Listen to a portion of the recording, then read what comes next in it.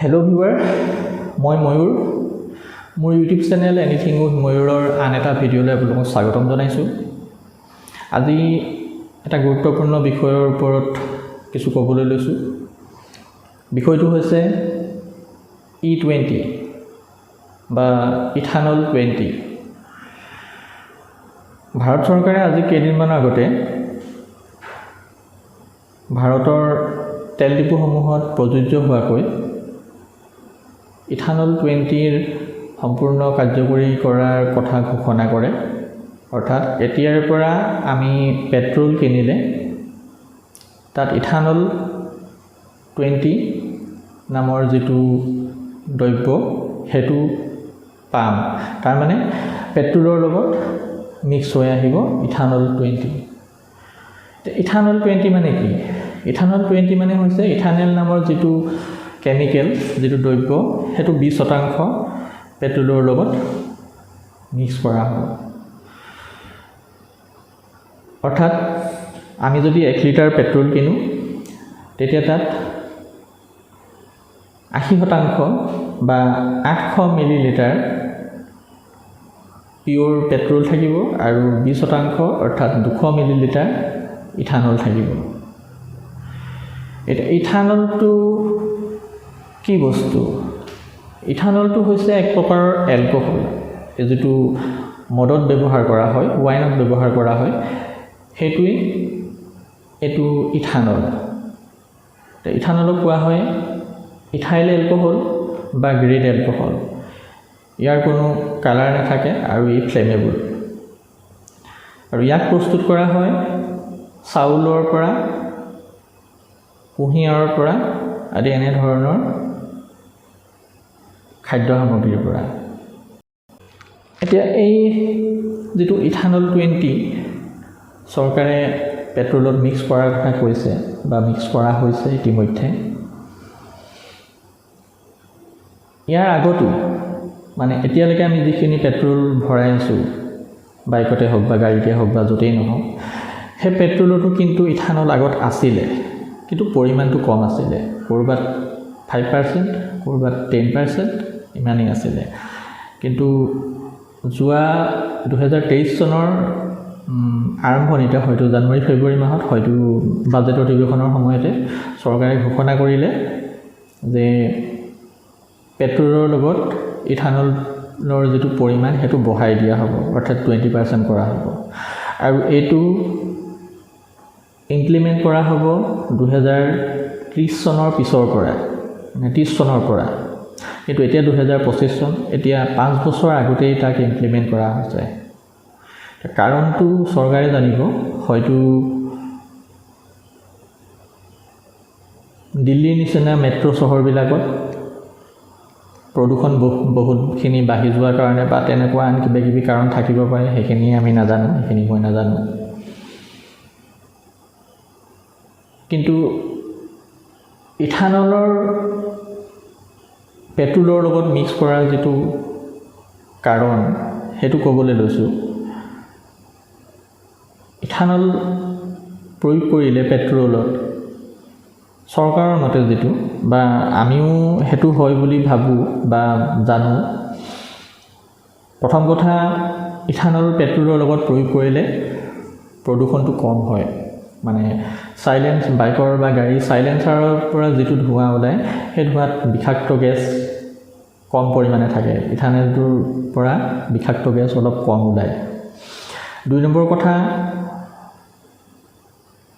মই কৈছোঁৱেই যিহেতু ইথানলটো চাউল আৰু কুঁহিয়াৰৰ পৰা বনোৱা হয় বিশেষকৈ, গতিকে খেতিয়কসকলৰ কাৰণে এটা ভাল খবৰ যে তেওঁলোকে এতিয়া কুঁহিয়াৰ বা তেনেকুৱা যিটো চাউল বা তেনেকুৱা যিখিনি ইথানল প্ৰস্তুত কৰিবৰ কাৰণে যিখিনি বস্তু লাগে, সেইখিনি খেতি কৰিব লাগে। সেই খেতি কৰাত তেওঁলোকে মনোনিৱেশ কৰিব পাৰিব, তেওঁলোকে ভাল এটা দাম পাব।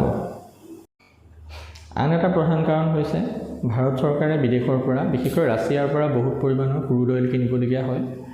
আৰু সেই ক্ৰুড অইল কিনোতে ভাৰতৰ পৰা বহুত টকা বিদেশলৈ ওলাই গুচি যায়। প্ৰায় 80% বিদেশৰ পৰাই কিনিবলগীয়া হয় আৰু 20%হে ভাৰতত উৎপাদন কৰা তেলেৰে ভাৰতত জোৰা মাৰিব পৰা হয়। গতিকে ভাৰত চৰকাৰে সেইটো এটা সেই মানে যিটো অসুবিধা সেই অসুবিধাটো আঁতৰাবলৈ অলপ যত্ন কৰিছে, সম্পূৰ্ণ আঁতৰাবতো নোৱাৰে, হ'লেও অলপ আঁতৰাবলৈ যত্ন কৰিছে যে অলপ হ'লেও আমি বিদেশী ৰাষ্ট্ৰৰ ওপৰত ক্ৰুড অইলৰ বা পেট্ৰলৰ যিটো ডিপেণ্ডেঞ্চি, যিটো নিৰ্ভৰশীলতা সেইটো অলপ কমাবলৈ বিচাৰিছে। যেনে হ'লেও তেতিয়া অলপ হ'লেও যিটো বাহিৰলৈ ওলাই যোৱা টকাৰ পৰিমাণ সেইটো অলপ কমাব পৰা যাব। সেইকেইটা কথাৰ কাৰণে ভাৰত চৰকাৰে ইথানলটো অলপ পেট্ৰলত বেছিকৈ মিহলি বা মিক্স কৰিবলৈ বিচাৰিছে। তো ডিজেলত এতিয়ালৈকে মিক্স কৰাৰ কথা ঘোষণা কৰা নাই, ডিজেলটো মিক্স কৰিব পাৰে, কিন্তু এতিয়ালৈকে ডিজেলত মিক্স কৰাৰ কথা ঘোষণা কৰা নাই। এতিয়া এইখিনিলৈকে আমি গম পালোঁ, এইখিনিতো আমাৰ ভাল কথা, কাৰণ খেতিয়কসকলৰো ভাল হৈছে, পৰিৱেশৰো এটা ভাল হেৰি হ'ব, আৰু যিটো ভাৰতৰ পৰা যিটো বাহিৰলৈ টকা ওলাই যায়, মানে অৰ্থনৈতিকভাৱে ভাৰতখনো অলপ অকণমান হ'লেও 1% হ'লেও বা 0.001% হ'লেও অকণমান হ'লেও উন্নত হ'ব পাৰিব। অসুবিধাটো আহি পৰে 2023 চনৰ এপ্ৰিল মাহৰ আগতেই মেনুফেকচাৰ কৰা যিবিলাক গাড়ী বা বাইক সেইবিলাকৰ। অসুবিধাটো কি হয় যে সেই গাড়ীবিলাক E20 কম্পিটিবল গাড়ী নহয় বা বাইক নহয়। সেইবিলাক E5% যিটো E5 আছিলে, মানে 5% ইথানল বা 10% ইথানল, সেইবিলাকৰ কাৰণেহে কম্পিটিবল হয়। গতিকে তাতকৈ বেছি হৈ গ'লে বস্তুটো সি কণ্ট্ৰল কৰিব নোৱাৰে, ফলত তাৰ বিভিন্ন পাৰ্টছ যেনে যিটো ফুৱেল টেংক, পেট্ৰল ভৰোৱা যিটো টেংকি, সেই টেংকিটো মামৰ আহিব পাৰে। দ্বিতীয়তে আপোনাৰ আজিকালি গাড়ী হওক বাইক হওক ফুৱেল ইনজেক্টৰ আহে, কাৰ্বুৰেটৰ নাথাকে, ফুৱেল ইনজেক্টৰত দিগদাৰ দিব পাৰে, অসুবিধা বেয়া হৈ যাব পাৰে, আৰু আন কিছুমান আছে আৰু কেতিয়াবা ৰাবাৰ পাৰ্টছবিলাক বেয়া হৈ যাব পাৰে গাড়ী বা বাইক এখনৰ। মানে এখন গাড়ী গৈ থাকোঁতেও সম্পূৰ্ণ বন্ধ হৈ যাব পাৰে বা তেনেকুৱা কিবাকিবি অসুবিধা দিব পাৰে। গতিকে এইটোতো এটা ডাঙৰ কথা। এইটো অসুবিধাটো হয় কিয় সেইটো আমি জানি ল'ব লাগিব।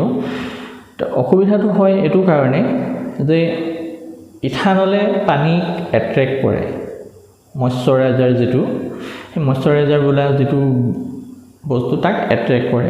এট্ৰেক্ট কৰিলে কি হয়, টেংকিত পানী জমা হোৱা নিচিনা হ'ব, আৰু সেই পানীৰ কণিকাবিলাকে বা যিটো ভাপ সেইখিনি আপোনাৰ তাত টেংকিটোত মামৰ সৃষ্টি কৰিব পাৰে। এনেকুৱা ধৰণৰ কিছুমান কথা আছে যিটো মানে এখন গাড়ীৰ ক্ষেত্ৰত বা এখন বাইকৰ ক্ষেত্ৰত E20 কম্পিটিবল নহ'লে বাইকখন বা গাড়ীখন বেয়া হৈ যোৱাৰ সম্ভাৱনা বেছি। কিন্তু 2023 চনৰ এপ্ৰিল মাহৰ পিছত বনোৱা যিবিলাক গাড়ী সেইবিলাকৰ ক্ষেত্ৰত অসুবিধা নাই, কাৰণ সেইবিলাক গাড়ী বা বাইক E20 কম্পিটিবল বা E20 পেট্ৰল ল'ব পৰাকেই বনাইছে, সেইবিলাকত দিগদাৰ নাই। সাধাৰণ মানুহৰ পক্ষে এই কথাটো অলপ জটিলতা আহি পৰে, কিয়নো এজন মানুহে এখন গাড়ী বা এখন বাইক অতি কমেও 10ৰ পৰা 15 বছৰ চলায়। এতিয়া যিসকলে গাড়ী বা বাইক 2020 চনত 22 চনত বা তাতকৈ 2-4 বছৰ আগত কিনিছিলে, তেওঁলোকৰ কাৰণে সকলোৰে পক্ষে সম্ভৱ নহয় যে আৰু এখন নতুন গাড়ী কিনিব। কাৰোবাৰতো EMI গাড়ীৰ ক্ষেত্ৰত হ'লে বিশেষকৈ বাইকতো আজিকালি EMI কিনে বাৰু বহুতে, তো গাড়ী হওক বাইক হওক এই EMI শেষ হয়। এইটো ইথানল 20 মিক্স কৰাৰ কথা কৈছোঁ, এইটো 2030 চনত কৰাৰ কথা আছিল, কিন্তু চৰকাৰে আজি 5 বছৰ আগতেই কৰি দিলে, 5 বছৰ আগতেই কাৰ্যকৰী কৰি দিলে। তো হয়তো দিল্লীৰ নিচিনা কিছুমান জেগাত প্ৰদূষণটো বহুত বাঢ়ি গৈছে, সেইটো অলপমান কমাবৰ কাৰণে হ'লেও চাগে তেনেকুৱা কিবাকিবি ভাবি তেওঁলোকে তেনেকুৱা কৰিছে। বা যি হ'লেও ইথানল 20 প্ৰয়োগে যেনেকৈ আমাৰ পৰিৱেশটো অলপ ভাল কৰিব, খেতিয়কসকলৰ অলপ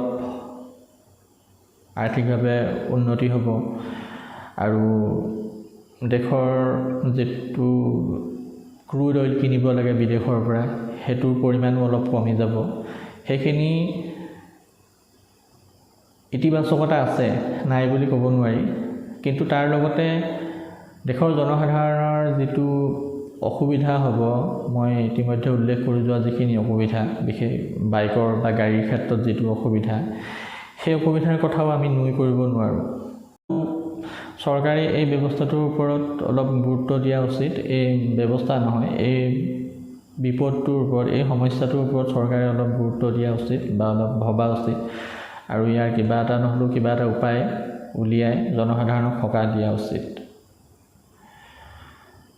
ভিডিঅ'টো কেনে পালে জনাব, যদি ভাল পালে, আৰু যদি আপোনালোকে ইউটিউবত চাই আছে ছাবস্ক্ৰাইব কৰিব, লাইক কৰিব, আৰু যদি আপোনালোকে ফেচবুকত চাই আছে ফ'ল' কৰিব, আৰু এটা লাইক মাৰি থৈ যাবলৈ নাপাহৰিব। ধন্যবাদ।